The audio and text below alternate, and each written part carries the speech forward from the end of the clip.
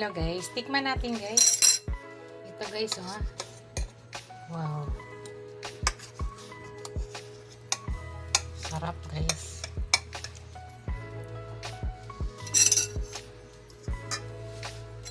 Yan, tikman natin guys, oh.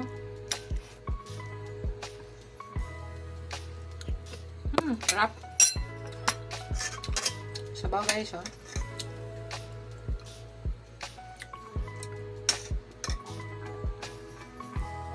Ito eggplant.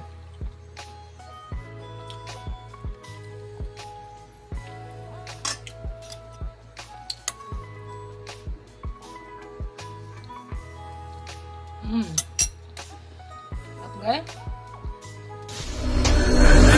Hello guys! Welcome back to my channel, Bake Cuisine!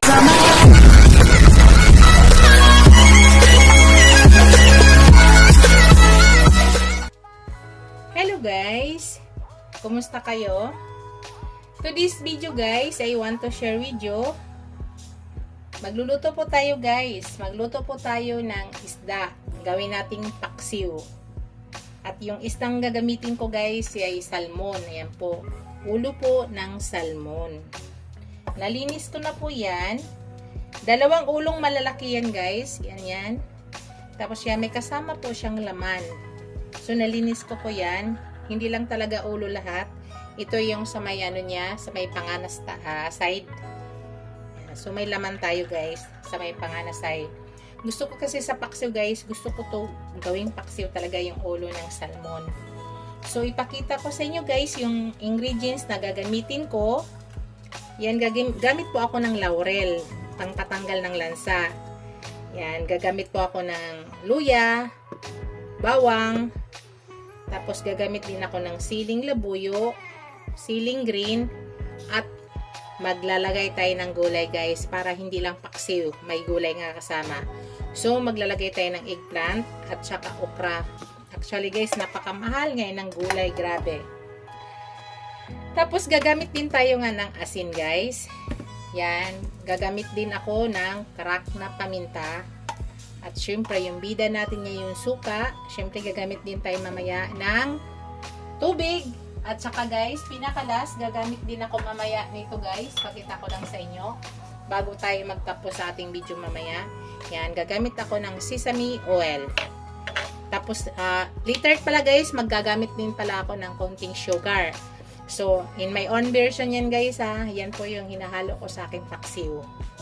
Unang gawin natin guys, slicein muna natin to, yung mga panahog or panangkap niya para ilagay natin dito.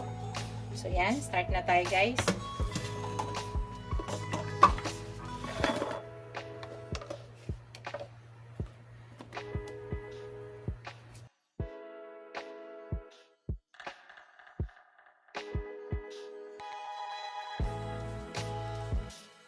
Nahugasan ko na pala lahat to guys ha. So ang ginagawa ko guys, ginaganyan ko lang. Tapos dinidikdik ko siya guys. Para lumabas talaga yung ano niya, aroma. Ganyan lang. Ganyan lang siya guys. So ihalo na natin guys. Yan lang po ang ginagawa ko sa luya. Tapos yan, gamit bawang.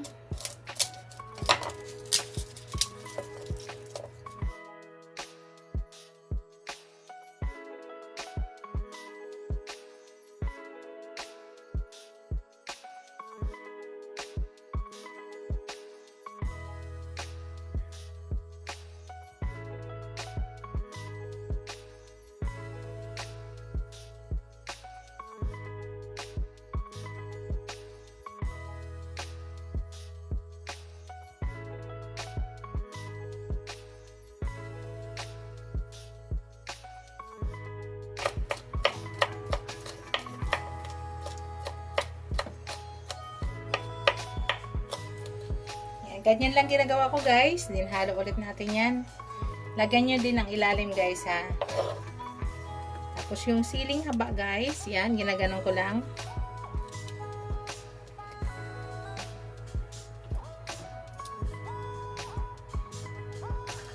Tapos yung labuyo.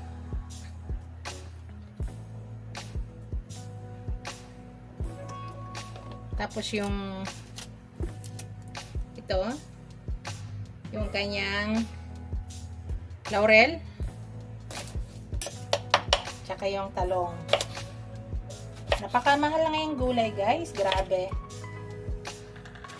Minsan, ano pa yung talong mabili natin, sira. Diba? So, yung talong, guys, ilalagay ko na yan. Pero yung okra, later ko na siya ilagay isa. Ihalo ko na yung talong.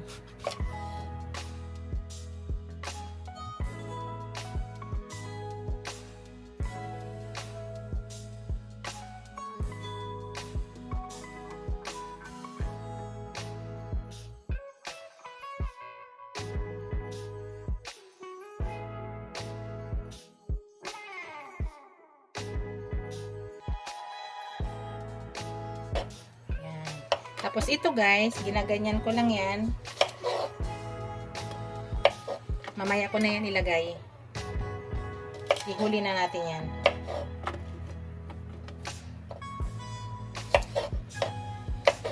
Yan, mamaya na natin ilagay yan. So, magtitimpla na tayo guys. Ilagay ko. Ito, maglalagay na po ako ng aking crack na paminta. Nasa inyo guys kung ano kadami. Gusto ko marami kasi para matanggal ang lansa. Kasi yung salmon guys, medyo malansa po ito ha. Kaya, lutuin nyo po sa suka talaga. Kasi medyo malansa po siya. Yan, asin. Di bali konti lang muna yung asin ilagay natin guys. Tapos mag-add lang tayo mamaya. Kasi baka umalat. Estimate lang muna. Tapos yan, suka.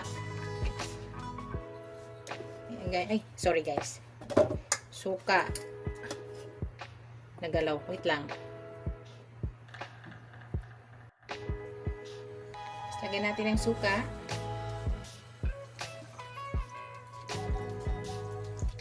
Yan. Maraming suka guys.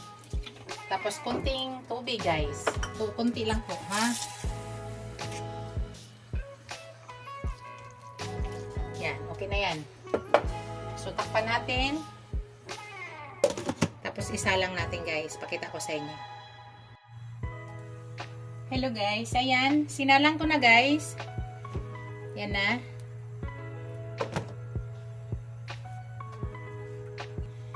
Bago pala lahat guys, i-shout out ko muna yung aking mga channel members, ang aking mga subscribers, viewers, silent viewers. Maraming salamat guys sa walang sawang suporta nyo sa aking channel. Thank you so much guys. Sa hindi pa nakapag-subscribe sa aking channel, please subscribe nyo ako guys. At huwag kalimutan paki-hit yung notification bell para updated kayo sa mga new upload video ko. Thank you! Hello guys, nakita nyo guys, kumukulo na. Check natin guys ha. Yan. So, ang ginagawa ko guys, pag kumulo, medyo buksan ko lang muna saglit para sumingaw yung ating suka. At saka pahinaan ko lang, na ini-medium lang natin po yung apoy guys. Yan. Ka-medium lang para hindi po mabigla yung ating isda. Mga 30 seconds guys, yan, bubuksan ko lang siya, tapos takpan ko siya ulit ha. Para sumikaw lang yung chemical ng suka. Ganyan po ako guys magpaksiw. Palabasin ko muna yung chemical ng suka para hindi siya nag-absorb lalo na sa gulay natin. Ng mga 30 seconds lang guys.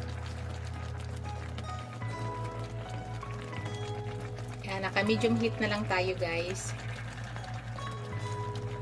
Kasi kumulo na siya. Simpleng recipe guys, pero masarap yan dahil may gulay na. Yan, naka 30 seconds na tayo guys. Ngayon, takpan po natin. So, after 10 minutes guys, check natin ha. Check natin after 10 minutes. Lulutuin natin siya maybe mga 20 minutes. So, after 10 minutes, check natin, hayaan lang natin siya. Pero bago pala mag 10 minutes or ilalagay ko na yung aking okra. So, basta estimated time tayo magluto guys. 20 minutes, pinakamatagal. Hello guys. Naka 10 minutes na tayo guys. Check natin ha.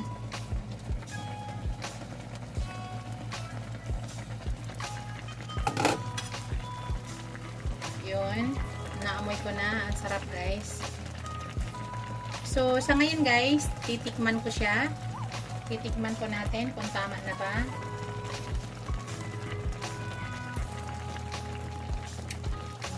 Sarap guys. Nagdagan natin konting asin guys. Kulang ko ng konting asin. Yan. So, enough na yan.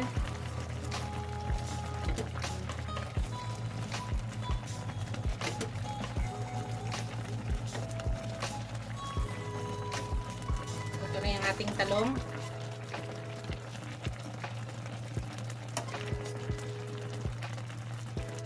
So, ngayon guys, maglagay ako ng konting sugar. Ganun po ako guys. Para kontrahin yung asin niya. Maglagay ako ng isang scoop na sugar. Nag-ito ka, konti lang. Para kontrahin lang po ang kanyang asin. Ilagay na po natin yung ating okra.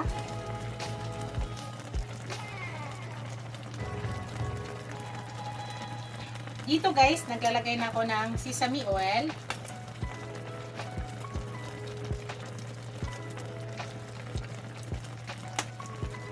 Then after guys, takpan natin. Mga 3 to 4 minutes guys, luto na po yan ha. Lapit na po. 1 minute, luto na. So check natin.